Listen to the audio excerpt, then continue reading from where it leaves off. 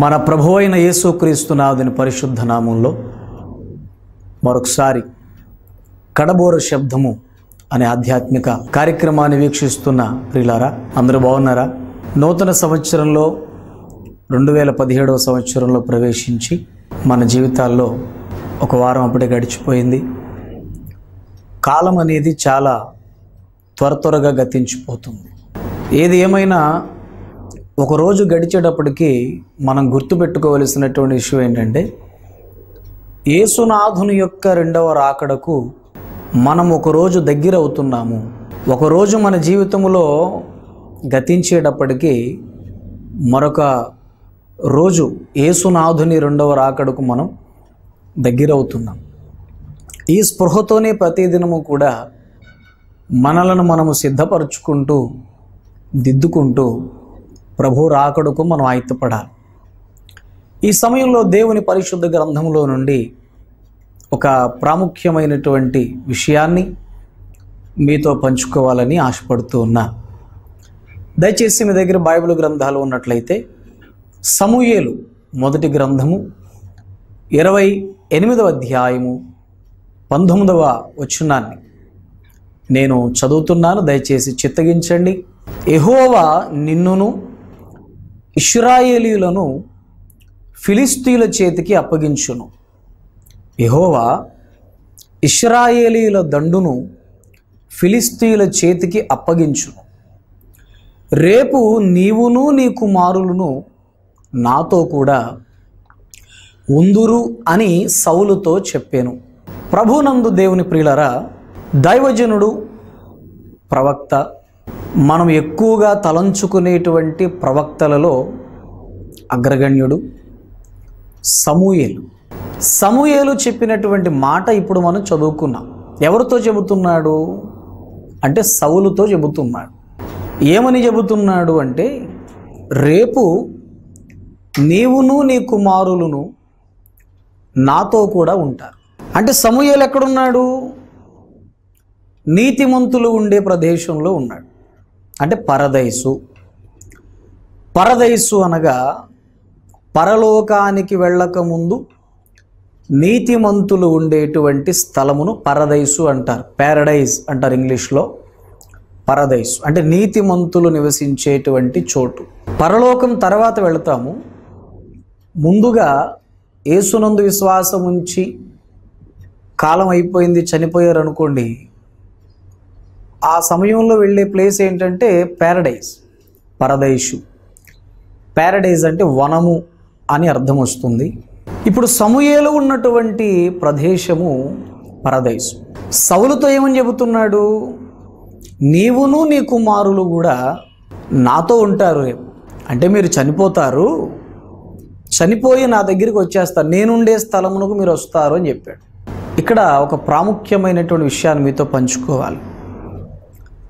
దేవుడు ఎంత ప్రేమ కలిగిన వాడో చెప్పడానికి బైబిల్ గ్రంథంలో ప్రతి సన్నివేశం, జరిగినటువంటి ప్రతి సన్నివేశం, ఆదికాండం మొదలుకొని ప్రకటన గ్రంథము దాకా, పాత నిబంధన మరియు క్రొత్త నిబంధన 2 గ్రంథాలలో కూడా జరిగినటువంటి ప్రతి సన్నివేశము దేవుని ప్రేమను అద్భుతంగా మనకు చూపిస్తుంది.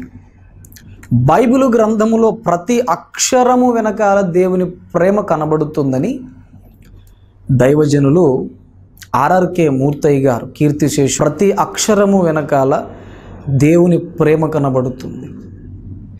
నిజమే. అది ఎవరికి అర్థమవుతుందంటే, బైబిలు గ్రంథముతో సహవాసం చేసే వాళ్లకు, బైబిల్ను పారాయణం చేసే వాళ్లకు, బైబిలు గ్రంథముతో ఆశ్చర్యమైనటువంటి సన్నిహిత సహవాసాన్ని ఎవరు కలిగి ఉంటారో, బైబిలు గ్రంథములో ఉన్నటువంటి ప్రతి అక్షరము వెనకాల దేవుని ప్రేమ వాళ్ళు చూడగలుగుతారు. ఇక్కడ జరిగినటువంటి నేపథ్యం ఏంటో చెప్తాను. చెప్పిన తర్వాత అసలు విషయాన్ని మీతో పంచుకుంటాను. సౌలు ఇశ్రాయేలు ప్రజలకు రాజుగా నియమించబడ్డాడు. ఇశ్రాయేలు రాజ్యాన్ని ఏకచక్రాధిపత్యంగా 3 రాజులు పరిపాలన చేశారు. ఏకచక్రాధిపత్యము అంటే మొత్తం ఇశ్రాయేలు రాజ్యాన్ని 3 రాజులు పరిపాలన చేశారు. సౌలు, దావీదు, సొలొమోను. ఇక సొలొమోను తర్వాత రాజ్యం 2 భాగాలు అయిపోయింది. ఇశ్రాయేలు రాజ్యము ఒక భాగం, యూదా రాజ్యం ఒక భాగం. ఇశ్రాయేలు రాజ్యాన్ని కొంతమంది రాజులు పరిపాలన చేశారు, యూదా రాజ్యాన్ని కొంతమంది రాజులు పరిపాలన చేశారు. కానీ ఆ రాజ్యము 2గా విడిపోక ముందు ఏకచక్రాధిపత్యంగా ఈ 3 రాజులు అనగా సౌలు, దావీదు, సొలొమోను పరిపాలన చేశారు. సౌలు దేవుని కృపచేత ఇశ్రాయేలు రాజ్యాన్ని పరిపాలన చేయటానికి రాజుగా నియమించబడిన తర్వాత కొద్ది కాలం బాగానే ఉన్నాడు.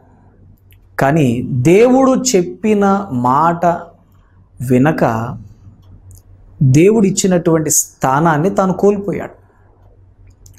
దేవుడు అన్నాడు, అమాలేకీయులందరినీ కూడా సంహరించండి అన్నాడు. కానీ సౌలు ఏం చేశాడంటే అమాలేకీయులలో ఆ రాజ్యములో ఆ ప్రాంతములో దేవుడు మొత్తాన్ని తీసివేయమంటే కొంత భాగాన్ని బ్రతికించి ఉంచాడు. అప్పుడు దేవునికి కోపం వచ్చింది. వెంటనే దేవుడు అన్నాడు, సౌలును రాజ్యములో నుండి అంటే రాజస్థానములో నుండి తీసివేస్తాను, నేను కోరుకున్న ఒకరిని నియమిస్తానని దేవుడు ఆనాడే ప్రకటించాడు. కానీ ఆ సింహాసనం మీద సౌలే ఉండి పరిపాలన చేశాడు కొంతకాలం, తనే ఉన్నాడు. అయితే ఏం జరిగిందంటే ఎప్పుడైతే దేవుని ఆజ్ఞను అతిక్రమించాడో, దేవుని ఆజ్ఞను మీరాడో, దేవుడు సౌలును పట్టించుకోవటం మానేశాడు. మాట్లాడట్లేదు, ప్రవక్తల ద్వారా మాట్లాడటం లేదు, స్వప్నముల ద్వారా మాట్లాడటం లేదు. ఏ విధంగా కూడా సౌలుకు దేవుని దర్శనం కానీ దేవుని వాక్యం కానీ అందడం లేదు. ప్రియులారా, అప్పుడు ఏం జరిగిందంటే సౌలు పరిపాలనా కాలంలో ఫిలిస్తీయులు యుద్ధానికి వచ్చారు. శత్రువులు యుద్ధానికి వచ్చినప్పుడు సౌలు వాళ్ళ మీదకి యుద్ధానికి వెళ్ళటానికి కాస్త భయపడ్డాడు. నిజమే, దేవుడు ఎప్పుడైనా మనకు దూరం అయితే మనసంతా మన ఆత్మంతా కూడా భయముతో నిండిపోతుంది. దేవుడు మనకు తోడుగా ఉన్నాడు అనే ధైర్యం వేరు, దేవుడు మనతో లేడు అనేటువంటి పరిస్థితి వేరు. సౌలు ఎప్పుడైతే ఆ భయం తనను ఆవరించిందో, ప్రవక్త సమూయేలు అప్పటికే చనిపోయాడు, సమూయేలు కూడా లేడు. అందుకని సౌలు ఏం చేశాడంటే కర్ణపిశాచి దగ్గరికి వెళ్ళాడు. కర్ణపిశాచము శకునాలు అంటారు, చూశారు. ఇప్పుడు ఈ తరంలో మన భాషలో చెప్పుకోవాలంటే చేతబడులు చేసేవాళ్ళు ఉన్నారు, చూసారా. దెయ్యాలతో మాట్లాడతారు, వాళ్ళు దెయ్యాలను పిలుస్తారు, ఆ దెయ్యాలకు కావలసినవి పెడతారు, వాళ్ళకి ఇష్టమైన పనులు చేయించుకుంటారు. ఈ రోజుల్లో కూడా చేతబడులు ఉన్నాయి, లేవని చాలామంది చెబుతున్నారు, కానీ ఇది వాక్య విరుద్ధం. ఈ రోజుల్లో కూడా చేతబడులు ఉన్నాయి. సరే, కర్ణపిశాచము అనేది దేశములో ఉండకూడదు, వెళ్ళగొట్టమని ఆనాడు దేవుడు చెప్పినందుకు సౌలు కర్ణపిశాచాలు చేసేవారిని వెళ్ళగొట్టించేశాడు. కానీ ఇప్పుడు సౌలుకు ఒక ఆలోచన వచ్చింది. దేవుడు మాట్లాడటం లేదు, ప్రవక్తలు లేరు, కనీసం సమూయేలు గారు కూడా లేరు. కాబట్టి కర్ణపిశాచాల దగ్గరికి వెళితే వాళ్ళు ఎలాగో ఆత్మలు పిలుస్తారుగా, చనిపోయిన వారి ఆత్మలు పిలుస్తారు. కాబట్టి సమూయేలును ఒక్కసారి పిలిపించి మాట్లాడదాం, మాట్లాడి భవిష్యత్తును తెలుసుకుందామని, తనకున్న భయము తనతో చెప్పుకుందాం, సమూయేలుతో చెప్పుకుందామని సమూయేలును పిలిపించటం కోసం కర్ణపిశాచి దగ్గరికి వెళ్ళాడు. ఎవరు? సౌలు. ఎలా వెళ్ళాడంటే మారువేషం వేసుకుని వెళ్ళాడు. సమూయేలు మొదటి గ్రంథం 28వ అధ్యాయంలో ఈ మాటలన్నీ ఉన్నాయి. మారువేషం ఎందుకు వేసుకెళ్ళాడంటే రాజుగారే దగ్గరికి వచ్చారు, కర్ణపిశాచి దగ్గరికి వచ్చారని ఒకవేళ తెలిస్తే ఎట్టి పరిస్థితుల్లో కూడా కర్ణపిశాచి చేసేటువంటి, చనిపోయిన ఆత్మలు పిలిచేటువంటి ఆ వ్యక్తి ఉంటుందే, ఆమె ఎట్టి పరిస్థితుల్లో కూడా అంగీకరించదు. ఎందుకంటే వీళ్ళందరినీ వెళ్ళగొట్టింది ఎవరు? ఈ రాజుగారే. కనుక ఈ రాజుగారే దగ్గరికి వచ్చాడనంటే చంపడానికి వచ్చాడేమోనని భయపడతారు. కాబట్టి మారువేషం వేసుకుని వెళ్ళాడు సౌలు. అప్పుడు మారువేషంలో వెళ్ళిన సౌలు అంటాడు, కర్ణపిశాచాలు చేసేటువంటి ఆమెతోటి, మాయ్ నా కొరకు ఒక వ్యక్తిని నువ్వు పిలవాలి అన్నాడు. అయ్యా, రాజుగారు కర్ణపిశాచాలు చేసే వాళ్ళందరినీ వెళ్ళగొట్టాడు, నీకు తెలీదా? ఒకవేళ నేను గనక ఇప్పుడు నీ మాట ప్రకారంగా నేను ఆత్మను పిలిస్తే రాజుగారి ద్వారా నాకు హాని జరుగుతుందయ్యా, దయచేసి తమరు వెళ్ళిపోండి అంది. అలా కాదమ్మా, నీకు ఎటువంటి హాని రాదు, రాజుగారి ద్వారా నువ్వు పిలవాలి, తప్పదు, నాకు అవసరం. సరేనయ్యా, ఎవరిని పిలవాలి అని అడిగి, అంటే సమూయేలును పిలవాలి అన్నాడు. ఈమె ఏం చేసిందంటే తాను చేసేటువంటి మంత్రాలు ఏవైతే ఉన్నాయో అన్నీ పలికింది. మొత్తానికి ఏం జరిగిందంటే సమూయేలు వచ్చేసాడు. సమూయేలు ఎప్పుడైతే వచ్చాడో వెంటనే ఈమె భయపడిపోయింది. అప్పుడు ఈ మారు వేషంలో ఉన్నటువంటి వ్యక్తిని చూసి ఏముందంటే, ఇక్కడ వచ్చింది సమూయేలు కాబట్టి ఖచ్చితంగా ఈ మారు వేషంలో ఉన్న వ్యక్తి సౌలు రాజే అని గుర్తుపట్టేసి, నన్ను ఎంత మోసం చేశావు రాజుగారు, నాకు హాని కలిగించడానికైనా ఇదంతా చేశారని సౌలు రాజుతో మాట్లాడేది. నువ్వు రాజువే, సౌలువే, ఎందుకు ఇలా చేసావు అంటే, ఎందుకని ఎవరు వచ్చారు, నీకెవరు కనపడ్డారు అని అడిగాడు. ఒక పెద్దతను ఒక దుప్పటి కప్పుకొని వచ్చాడయ్యా, పెద్ద వయసు, అంటే ఖచ్చితంగా అతను సమూయేలే అని చెప్పి వెంటనే సౌలు మాట్లాడటం మొదలుపెట్టాడు సమూయేలుతో. ఆ సందర్భంలో సమూయేలు సౌలుకు చెప్పిన మాట అన్నమాట. ఏది?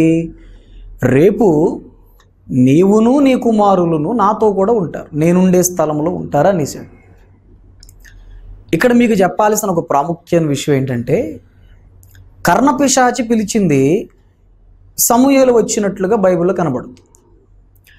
అంటే చేతబడి చేసేవాళ్ళు పిలిస్తే చనిపోయినటువంటి ప్రవక్తల ఆత్మలు వస్తాయా, కర్ణపిశాచి పిలిస్తే ప్రవక్తల ఆత్మలు వస్తాయా అని ఇక్కడ ఒక సందేహం మీకు కలగచ్చు.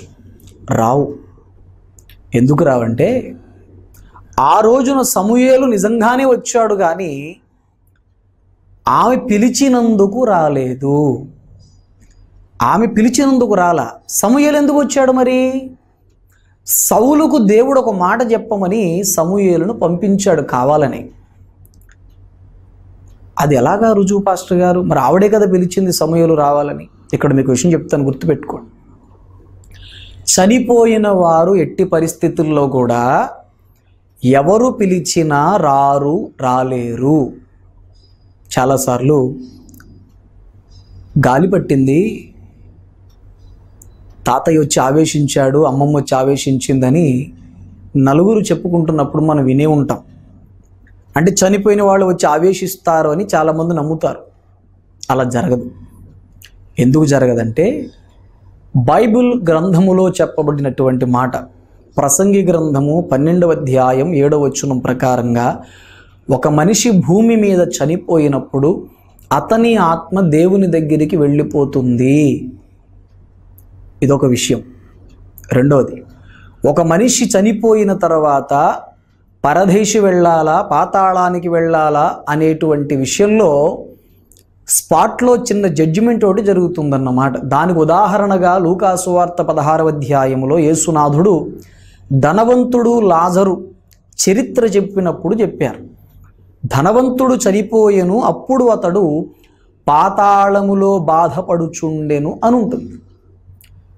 అందుచేత చనిపోయినటువంటి అమ్మమ్మలు కానీ, నానమ్మలు కానీ, తాతయ్యలు కానీ, భర్తలు కానీ, భార్యలు కానీ, మనకు తెలిసిన వాళ్ళు ఎవ్వరూ కూడా చనిపోయిన తర్వాత వాళ్ళు భూమి మీదకు కానీ గాల్లో తిరగటం కానీ జరగదు.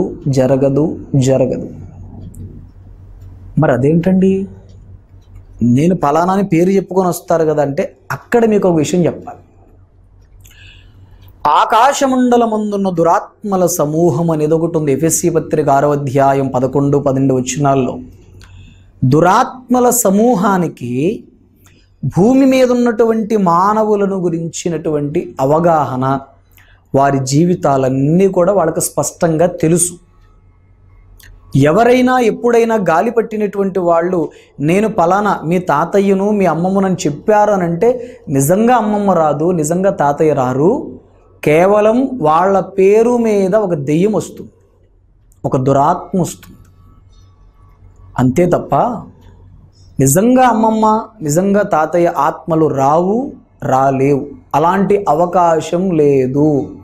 ఎందుకంటే చనిపోయిన వారికి దేవుడు పొలిమేరలు ఏర్పాటు చేశాడు. ఎట్టి పరిస్థితులు అలా జరగదు. అందుకు లేఖనం ఒప్పుకోదు. కనుక ఎవరైనా చనిపోయిన వాళ్ళని పిలిచి మాట్లాడిస్తామని అంటే మీరు నమ్మకండి. నిజానికి వాళ్ళు ఎవ్వరూ రారు. ఆ పేరు పెట్టుకొని దెయ్యాలు వస్తాయి, దురాత్మలు మాట్లాడతాయి. నేను పలానా లక్ష్మిని, నేను పలానా సుబ్బారావుని, పలానా వీధిలో పలానా ఇంట్లో ఉన్నాను అన్నీ చెబుతాయి. అవన్నీ మోసం అన్నమాట. సాతాను గురించి బైబిల్లో ఏం రాసి ఉందో తెలుసా? వాడు మోసగాడు అని రాసింది. ఆది నుండి వాడు మోసం చేస్తున్నాడు, ఆది నుండి వాడు అబద్ధికుడని బైబిల్ గ్రంథములో యోహాను మొదటి పత్రికలు స్పష్టంగా వ్రాయబడి ఉంది 3వ అధ్యాయంలో. ఆది నుండి వాడు అబద్ధికుడు, నిన్ను మోసం చేయటానికి వాడు అలా మాట్లాడతాడు. అంశంలో వెళుతున్నాను. కర్ణపిశాచి పిలిచినందుకు సమూయేలు రాలేదన్నాను. ఎందుకన్నాను చెప్తున్నాను వినండి.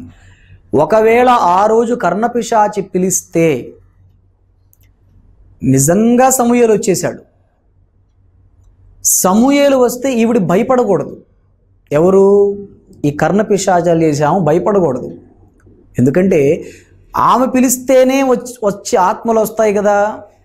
కానీ ఆ రోజు ఆవిడ భయపడింది. ఎందుకు భయపడిందంటే నిజంగా సమూయేలు వచ్చేసాడు. సమూయేలు పేరు పెట్టుకుని దెయ్యం రావాలి, అప్పుడు ఆవిడ భయపడదు. కానీ ఇక్కడ సమూయేలే వచ్చేసాడు. అందుకు ఆవిడ భయపడి సౌలు రాజును గుర్తుపట్టేసి. ఒకవేళ సమూయేలు పేరు పెట్టుకుని దెయ్యం వచ్చిందనుకోండి, ఆవిడ భయపడి ఉండేది కాదు. ఎందుకంటే చనిపోయిన వారిని పిలిచేటప్పుడు వాళ్ళ పేరు మీద దెయ్యాలు వస్తాయి కనుక వాళ్ళకి అలవాటు దెయ్యాలతో మాట్లాడటం. అందుకని ఆ రోజు సమూయేలు నిజంగా వచ్చేసాడు, ఒరిజినల్ సమూయేలు వచ్చేసాడు. అందుకు ఆవిడ భయపడి సౌలు రాజును గుర్తుపట్టి సౌలు రాజుతో నన్ను చంపడానికేనా ఇలా చేసావని అడిగిందనమాట. కనుక ప్రియులారా, కర్ణపిశాచాలు పిలిస్తే ప్రవక్తల ఆత్మలు కానీ చనిపోయిన మన వాళ్ళు ఎవ్వరూ రారు రారు రారు రారు. అందుకే సోది చెప్పించుకోకూడదు అన్నాడు బైబిల్లో. ఇవన్నీ శకునాలు. చాలామంది విశ్వాసులు పొరపాటు చేస్తున్నారు. సోది చెప్పించుకోవటం, శకునాలు చూడటం, ఇంటికి పిలిపించుకోవటాలు ఇవన్నీ చేస్తున్నారు. రక్షణ పొందిన వారు ఎట్టి పరిస్థితుల్లో దయచేసి అలాంటి పనులు చేయకండి. కోరి నష్టాలు తెచ్చుకుంటారు. మీ ఇంటిలోనికి దురాత్మలు వస్తాయి. అలాంటి పొరపాటు చేయకండి దయచేసి. లేఖనాన్ని నమ్మండి, వాక్యాన్ని నమ్మండి. కనుక ఆ రోజున సమూయేలు నిజంగా వచ్చేసి దేవుడు అనుమతించాడు. ఎందుకు అనుమతించాడో అది మన అంశం అన్నమాట.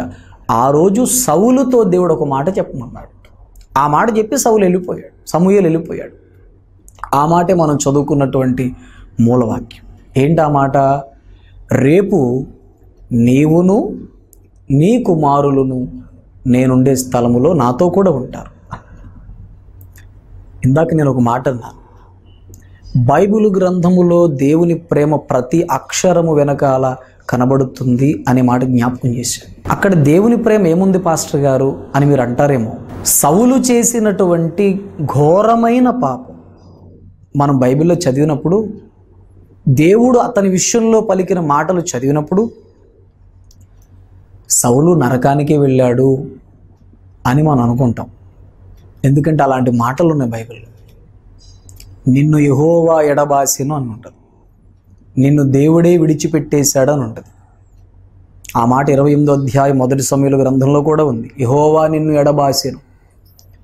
ఆ మాటలు చదివితే మనకేమనిపిస్తుంది? నిజంగా సౌలు నరకానికి వెళ్ళాడు అనిపిస్తుంది. కానీ ప్రియులారా, ఇక్కడ విషయం చెప్పనా? ఒకసారి ఒక వ్యక్తి రక్షణ పొందిన తర్వాత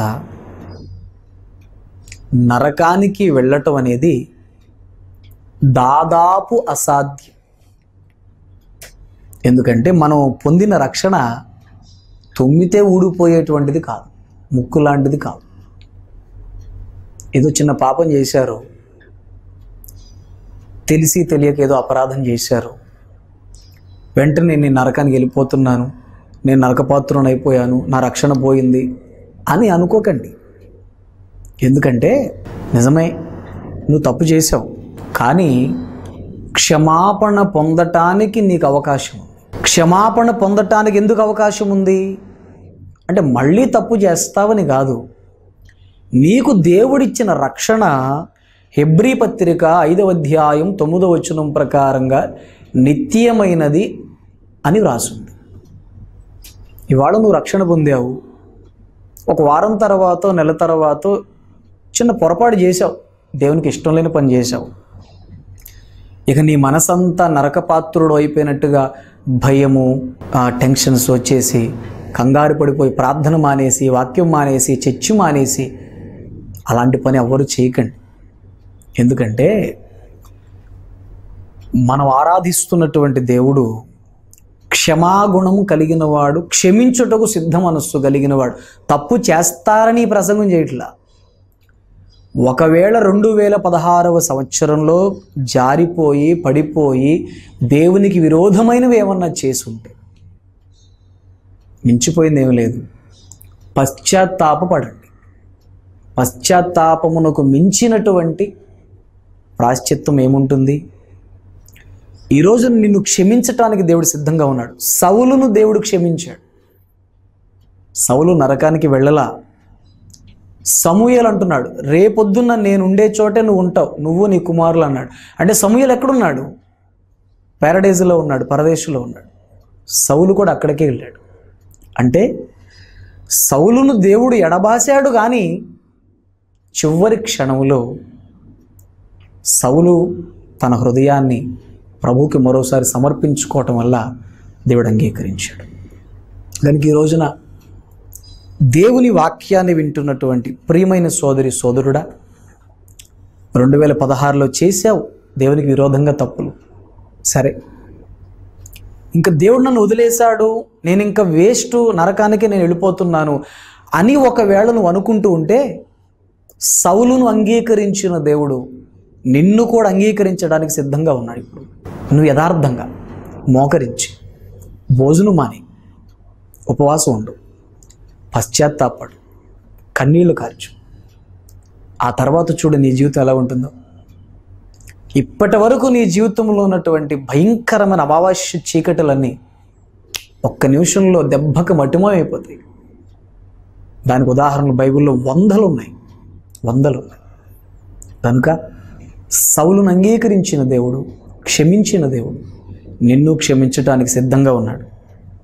నీకు పాపములో కొనసాగటానికి నీ మనసు ఒప్పుకోవట్లేదు కాబట్టి ఈ ప్రసంగం వింటూ ఉండగానే నువ్వు ఉన్న పళంగా మోకరించి, యేసు ప్రభువా, నేను తప్పు చేశాను, 2016లో నేను ఇబ్బంది పెట్టాను, నీకు బాధ కలిగించాను, నన్ను క్షమించు, మళ్ళీ ఆ పొరపాటు చేయను.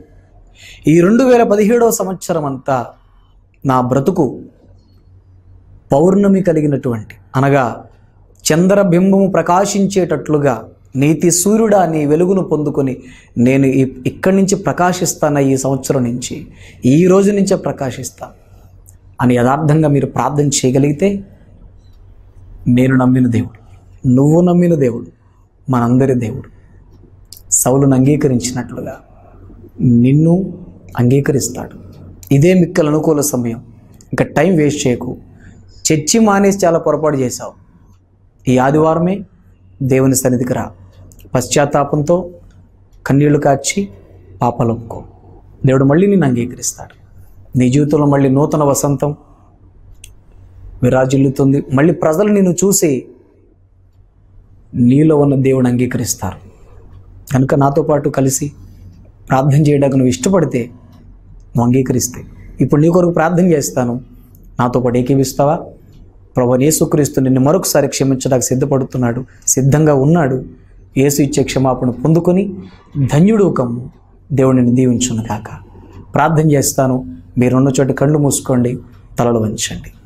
పరిశుద్ధుడు అయిన మా తండ్రి, ప్రేమ కలిగిన మా యేసు స్వామి, అపారమైన నీ కృపా వాత్సల్యతను బట్టి, నీ ప్రేమను బట్టి నాన్న ఈరోజు అద్భుతంగా సౌలు రాజు గురించి మేము నేర్చుకున్నాం. తండ్రి, ఎంతో అవిధేయత కలిగినటువంటి వ్యక్తిని కూడా చివరి క్షణములో మీరు అంగీకరించి తన జీవితాన్ని మరొక్కసారి జ్ఞాపకం చేసుకొని, సమూయేలు ఉన్నటువంటి నీతిమంతుల స్థలములో పరదేశులో సౌలును చేర్చుకున్న గొప్ప దేవా, నీ ప్రేమ ఎలా వర్ణించగలము తండ్రి. మా ప్రియ సోదరులు ఏవో కొన్ని పొరపాట్లు చేసి తప్పిపోయి నీకు దూరమైపోయారని బాధపడుతున్నారు. నన్ను మమ్మల్ని అందరినీ ఒక్కసారి మీరు జ్ఞాపకం చేసుకుని 2016వ సంవత్సరం యొక్క పాత బ్రతుకంతా కూడా క్షమించి ఈ నూతన సంవత్సరంలో నీ వెలుగుతో నడిపించమని, మళ్ళీ పాపము చెయ్యకుండా నీ కృపా నీడలో భద్రపరచమని, ఈ సందేశాన్ని వీక్షించిన ప్రతి ఒక్కరి జీవితాన్ని మరొక్కసారి నవ వసంతముగా మీరు మార్చమని యేసయ్య పరిశుద్ధ నామములో స్తుతించి ప్రార్థించి విశ్వాసముతో అడిగి బ్రతిమాలి వేడుకుంటున్నాము తండ్రి. ఆమేన్, ఆమేన్, ఆమేన్. God bless you. మళ్ళీ ఇదే కార్యక్రమంలో ఈ సమయాన్ని కలుసుకుందాం. అంతవరకు సెలవు. వందనాలు.